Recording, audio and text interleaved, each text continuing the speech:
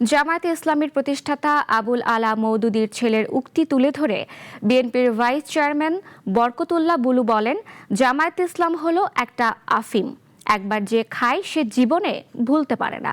মঙ্গলবার দুপুরে নোয়াখালীর বেগমগঞ্জ উপজেলায় পৌরন বিবি মুন্সিরহাট খাল খনন কাজের উদ্বোধনী অনুষ্ঠানে প্রধান অতিথির বক্তব্যে তিনি এসব কথা বলেন জামায়াতে ইসলামী মাদকের থেকেও বিপজ্জনক।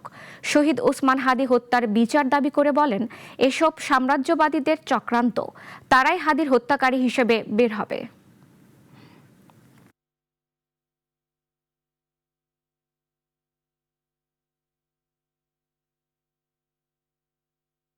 জামাত ইসলাম হলো একটা আফিম, এটা মাদকের চেয়ে ডেঞ্জারাস। এটা একবার যে খায় সে আর জীবনে ভুলতে পারে না।